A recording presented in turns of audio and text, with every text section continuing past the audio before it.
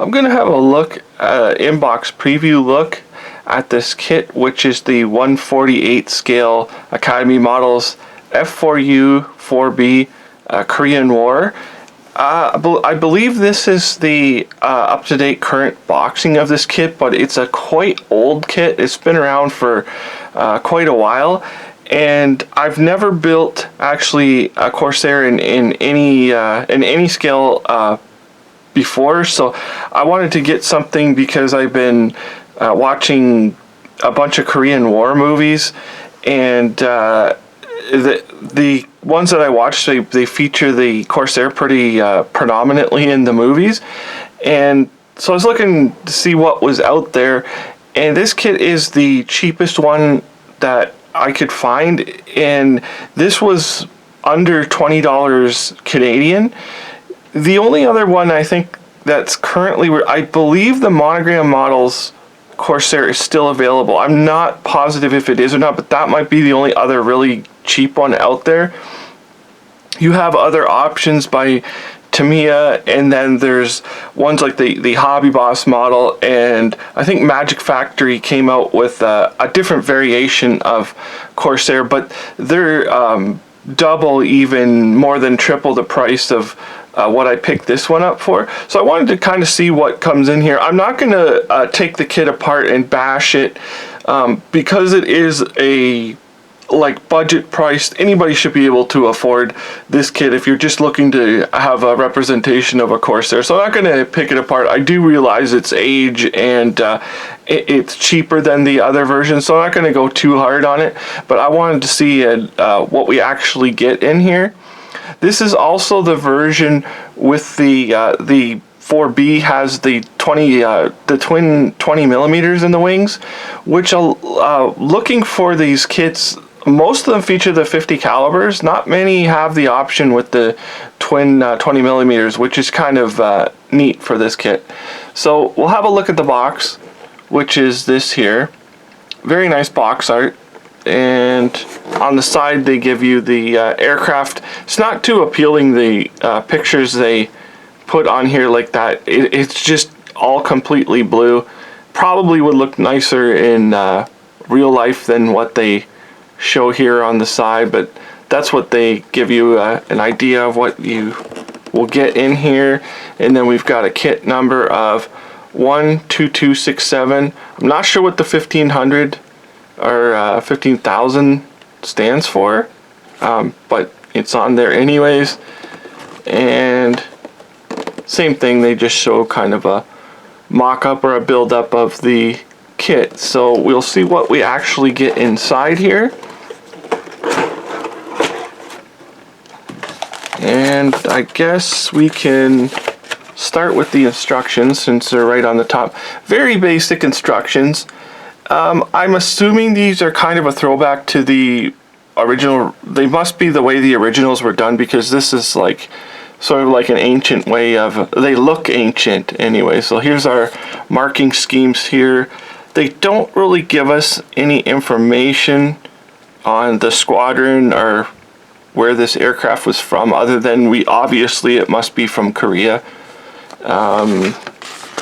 Then we have our build here. Looks like very basic engine and very basic cockpit.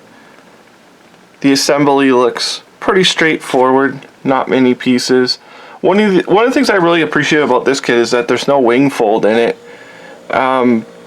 Like myself, I would not do them with the wing folds, so having the extra strength there of having them without the fold in them is nice.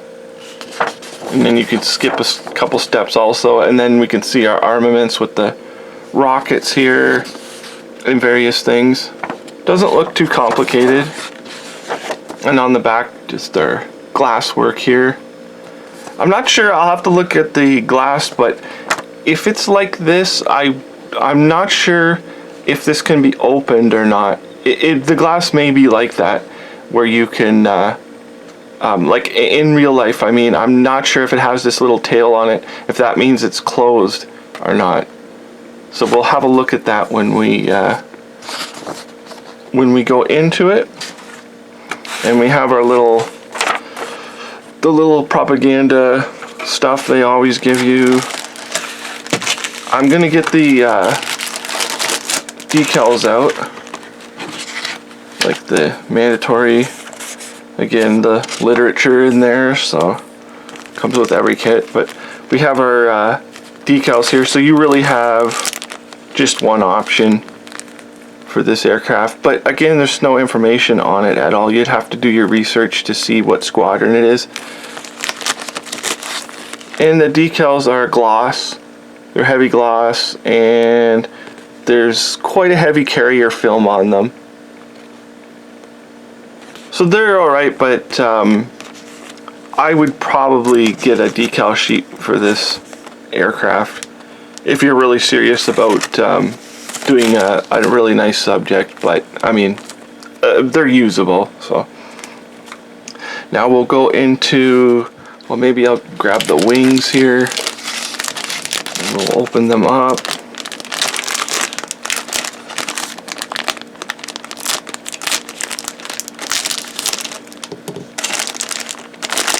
Get these out. So you can see the detail on them. There's quite a bit of detail in here. You can see like all of the like the ribbing in here. I'm not sure if this is stressed skin or if this is like strengthening in the metal plates, but all the panel lines are in there, all recessed panel lines. You can see even there's a type of grill right here. And then I guess this is where our wing fold would be. This could kind of be maybe scribed in a little deeper. So they look really nice. Then we have the lower section. Again, excellent. You can see how it's even textured different. And the flaps obviously are not deployable in any way. In our interior for the wheel wells is detailed enough in there. And we'll move on to this next bag here.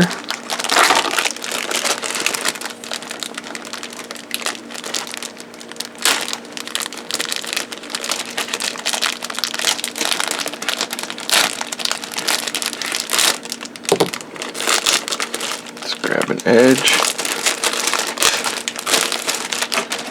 And we have our weapons. I'll look at the various weapons.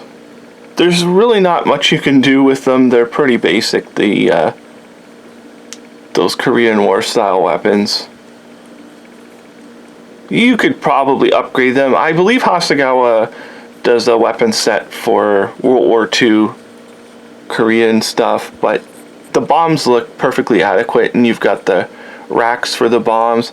There's a little bit of sink marks here in the rocket, like, I don't know what you'd call those, like the little tiny pylons, I guess. You can see the sink mark in them. Not a big deal. And it's not very deep either, but the rockets probably could be replaced, but I mean, there's only so much detail they actually have, so they're adequate. Then we have our engine here.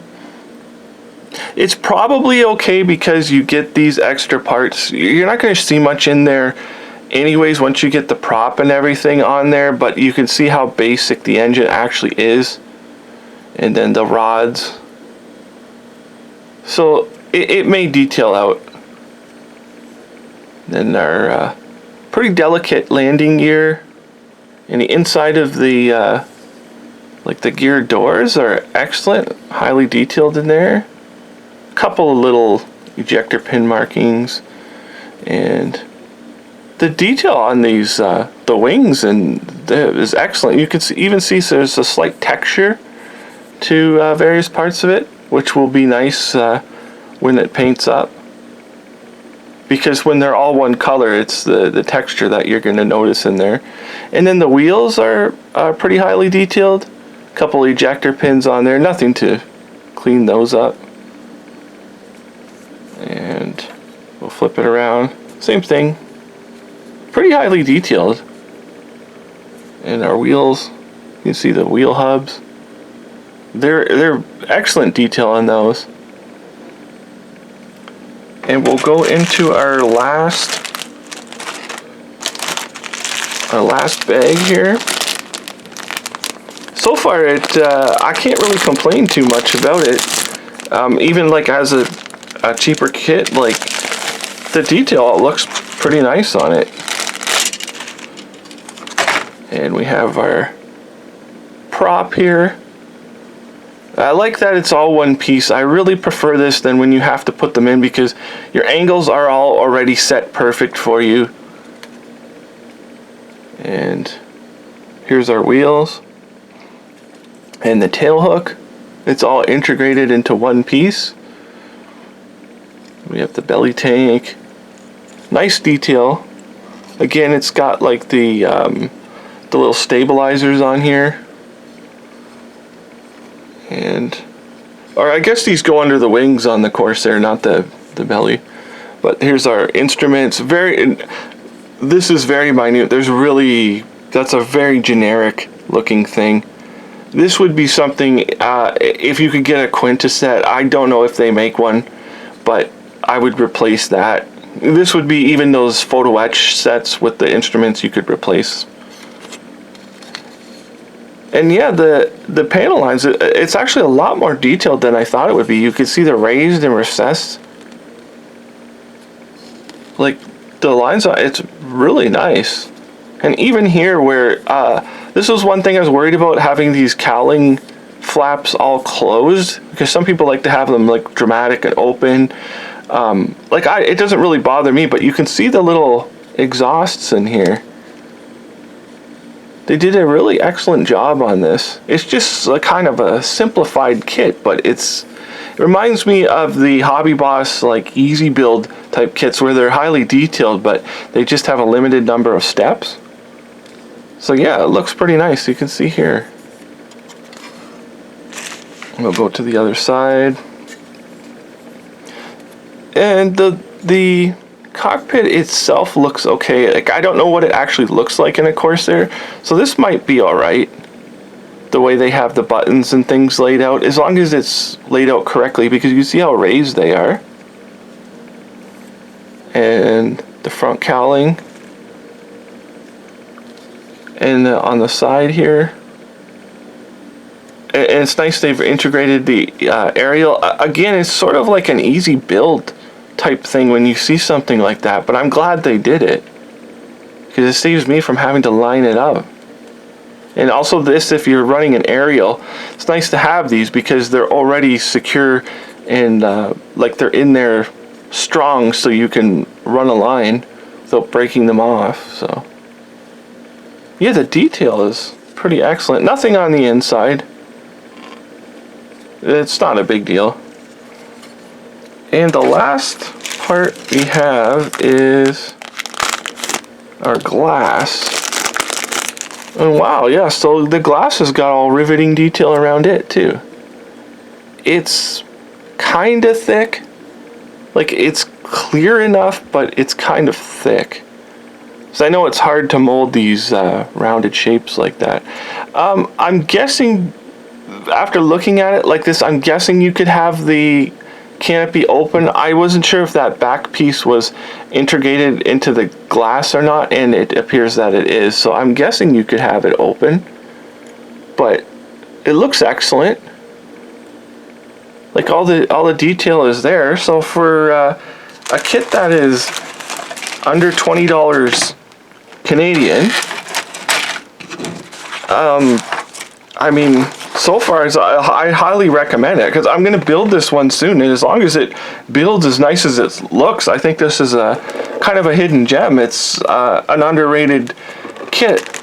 So this is the Academy Models 148 scale F4U-4B Korean War Edition, and it looks excellent. So thank you for watching.